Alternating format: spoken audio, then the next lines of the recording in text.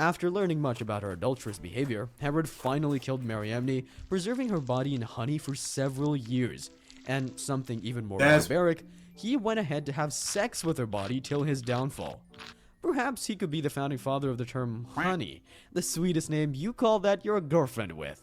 That's 8. crazy. Caligula. Wow. He was one notorious Roman emperor who's remembered for his depraved and twisted behavior in bed. Bro, nah, fuck that. That last nigga, bro, he fucked a dead body. A corpse. With honey. That's wild. I don't know why.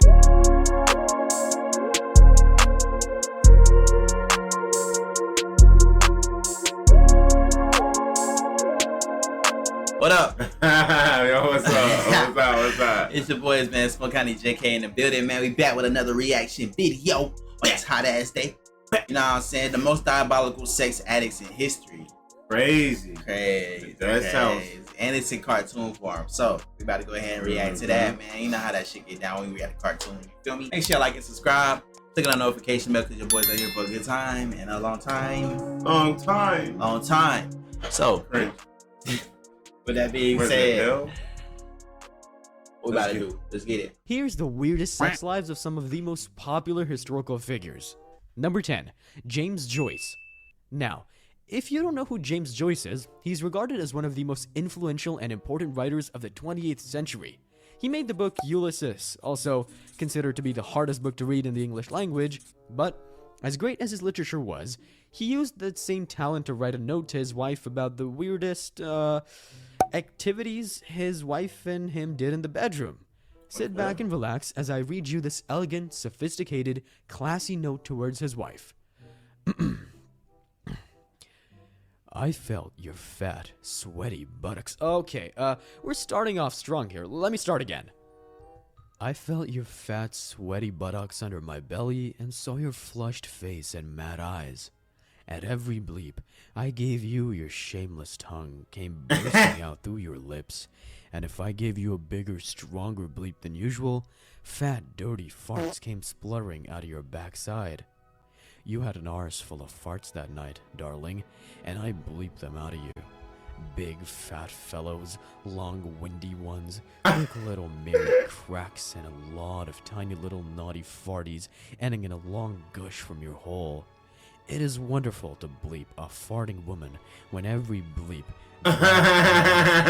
Number 9. Herod the Great. We all know Herod, That nigga yes? was The nasty. famous king in the Bible who tried to execute Jesus Christ after learning about his birth.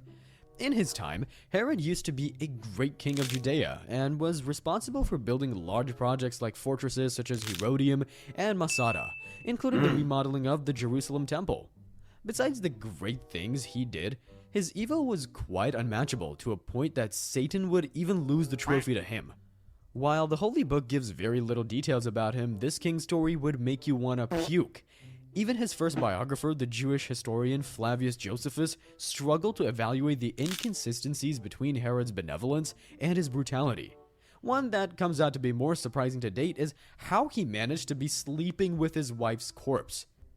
For those of you who don't know her, Mariamne was the second wife of Herod the Great. Their relationship was quite, complicated, especially when the king started killing most of Mariamne's relatives out of jealousy. Do you know that Herod also gave out orders for Mariamne's execution as soon as he died?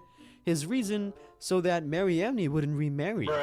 After learning much about her adulterous behavior, Herod finally killed Mariamne, preserving her body in honey for several years. And something even more barbaric, he went ahead to have sex with her body till his downfall. Perhaps he could be the founding father of the term honey, the sweetest name you call that you're a girlfriend with. That's 8. crazy. Caligula. Wow. He was one notorious Roman emperor who's remembered for his depraved and twisted behavior in bed. Bro, nah, fuck that. That last nigga, bro, he fucked a dead body. A corpse. With honey. That's wild. I don't know why. What made him do that? That was... Damn. Call that you're a girlfriend with. Number 8. Caligula. He was one notorious Roman emperor who's remembered for his depraved and twisted behavior in bed. His perverse appetite for sex was quite unmatchable to the extent that he turned his sexual organ to a dildo for women during those days. Caligula even formed incestuous relationships with his sisters, forcing married women to participate in orgies, and even claiming to have had intimate relationships with his horse, which he appointed as a consul. Caligula's desires were not only bizarre, but also sadistic, and he took pleasure in humiliating and torturing his victim during his escapades.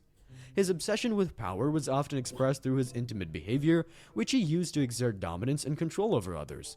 Despite his shocking and repugnant behavior, Caligula's reign was short-lived, lasting only 4 years. His tyrannical rule and unstable behavior eventually led to his assassination by his guards. However, his legacy continues to fascinate and disgust people to this day, serving as a reminder of the dark and twisted nature of human desire and power. Number 7, Emperor Nero. Ultimately, he would be ranked as the only man in this list, and even beyond, with the highest libido ever. He was one of the most flamboyant and controversial leaders of ancient Rome.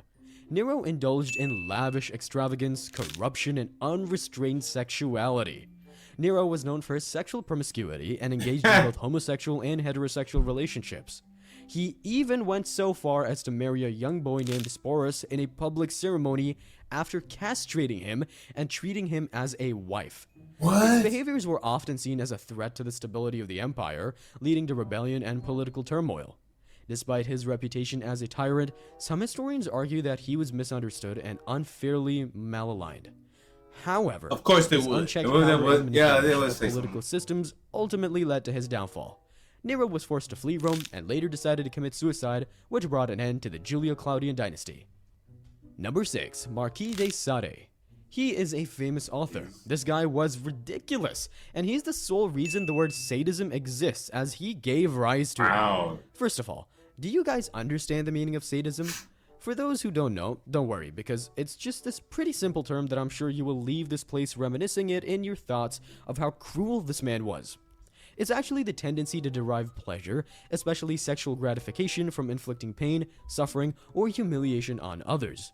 Drawing huge inspirations from 120 Days of Sodom, Philosophy in the Bedroom, The Crimes of Love, and Letters from Prison, Marquis de Sade was another hell of a man. During his lifetime, Sade was found guilty of sodomy, rape, torturing the 36-year-old woman Rose Keller, imprisoning 6 children in his chateau at Lacoste, and poisoning 5 prostitutes with the aphrodisiac Spanish fly. Despite all these allegations against him, the man was able to avoid death sentence but still spent 32 years in prisons and insane asylums, partly due to the intervention of his family members who kept him locked up to avoid disgrace. He later came back to the limelight, only to find most of his work seized, destroyed, and banned under the Napoleon Bonaparte era. Number 5, Jean-Jacques Rousseau. Imagine walking at night, turning your head down a dark alley, only to see a guy with his ass tooted up hoping for a smacking. Jean-Jacques Rousseau was born on 28th of June 1712 in Geneva to a watchmaker named Isaac Rousseau and a woman named Suzanne, who died of puerperal fever days after his birth. Like a curse to his mother, he had developed a fetish desire to have people's hands grab his ass. It was something natural to him, like a cat wanting to be rubbed on its head. Too shy to approach a visitor for the rubbing, John had gotten too shy of women to a point he even confessed it. He says, and I will quote, "To lie at the feet of an imperious mistress, to obey her commands, to ask her forgiveness. This was for me a sweet enjoyment. And the more lively imagination heated my blood, the more I presented the appearance of a bashful lover." And not only that, John would try to fulfill his sexual desires of being spanked in a most cunning and extravagant way. He would often expose himself to women in hopes that they would discover him.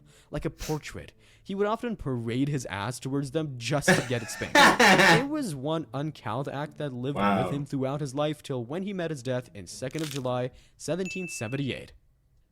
Number 4, King Charles II of Spain.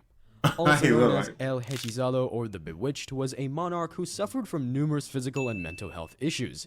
His health problems were widely attributed to his parents' incestuous relationship, which produced several children with serious health problems. Despite his poor health and infertility, Charles married twice and was known to engage in intimate relationships with various women throughout his life. One of the most scandalous aspects of Charles's intimate life was his pursuit of his niece Maria Barbara. Charles was said to have infatuated with her and openly pursued her even though she was already married to his nephew. This relationship caused great scandal and was widely condemned, even in a society where marriages between close relatives were not uncommon. In addition to his relationship to Maria Barbara, Charles was also known to have had affairs with other women, including a dwarf. This relationship was particularly controversial as dwarfs at that time were seen as subjects of amusement or ridicule rather than as romantic partners. Really? Despite his many sexual liaisons, Charles was unable to produce an heir, and his reign was marked by political instability and decline. His health continued to deteriorate, and he died at the age of 38, leaving no legitimate children to succeed him. The strange and scandalous aspects of Charles's personal life have made him a fascinating figure in history and continue to capture people's imagination even today. Lack of sex. Number 3, Albert Einstein. Hey! Your puppy has a big problem when it comes to staying faithful. Wait till you hear about Albert Einstein. He was a much bigger problem to his wives than you might think. Yeah, known to be one of the greatest scientists to ever grace the world, Albert Einstein was a different story when it came to marital affairs. He was kind of a playboy, dancing around the seduction game with much creativity, ending up sleeping with more than 10 women in his lifetime. When Einstein married his first wife, he told her frankly, "Accept neither intimacy nor fidelity." And despite saying these words, he still went ahead to cheat on both his wives with at least 10 different women. Damn. Now, here's the most interesting bit when he married his cousin Elsa, his first cousin on his mother's side. He went ahead to defend his behavior after sleeping with her younger sister in a letter, and he noted, "You can't blame me, we were young and she was willing." Again, in another instance, he goes on to elaborate on his disbelief about monogamy. Wow. He wrote, "I'm sure you know that most men, as well as quite a number of women, are not monogamously endowed by nature." Further, he states, "Nature will come through even stronger if convention and circumstances are putting resistances in the way of an individual." Above all this, we will always live to remember Einstein for his remarkable contribution to atomic theory and electromagnetic wave theory. Number 2, Christian Andersen. Andersen was a Danish author who's known for the famous ugly duckling. Besides that, he was believed to be a virgin throughout his life and was scared to have sex, believing that it would infatuate his God-given gift in literacy skills. Even though on 4 occasions That's a real in his nigga right later there. years he visited brothels, each time only talking with a naked prostitute and then fleeing in religious guilt. One thing that he finally came to confess in his diaries is how he did have sexual urges, and even in 1834 he recorded, "My blood is churning, huge sensuality and struggle with myself. If it really is a sin to satisfy this powerful urge, then let me fight it. I'm still innocent, but my blood is burning." In other instances, he would often masturbate and write about it in his diary. He would talk to prostitutes and masturbate. Till his death in 1875, Andersen never slept with anyone and remained like that, believing that doing so would only but mark the end of his literacy gifts. Number 1, Mahatma Gandhi. Well, while some of you might think celibacy is a hard journey, then I bet you're right. Mahatma Gandhi just confirmed it, and maybe that's why he's topping my list today. It's no secret that this legend is one of the founding fathers of India and was highly viewed as spiritual and more of a wise man. If you're Indian, you can confirm that in the comment section below. This man of the people also is believed to have some truces too, especially one that shocked the whole world when he was accused of being guilty of involving himself sexually with his grandnieces. It is said that he often used them as a replacement for his walking stick in the morning and then slept with them naked at night. Gandhi thought that it was necessary to conduct this so-called experiment in celibacy in order to achieve higher levels of spirituality. After getting accused of being immoral, Gandhi wrote a letter to Vallabhbhai Patel and said, "For me, Manu sleeping with me is a matter of dharma, moral duty." Gandhi kept insisting that these acts were important for him to get an idea about his strengths and weaknesses. Wow. Thank you for coming to my TED Talk, and remember, knowledge is power. Bro, That's crazy, bro. Gandhi? People are crazy. And it be the top people. It be the people that weren't the greatest people that, you know what I'm saying, that had some adventures and stuff. Like, at the end of the day, everybody's human, bro. People are people, bro. Like, everybody have vices, everybody have addictions, everybody have things they want to do. Everybody gonna have addictions, like you said. Everybody gonna have literally, we're people, bro. We're gonna have these same problems, bro. Some niggas just want some pussy. You know what I'm saying? Some niggas just happen to want it in the middle of Walmart.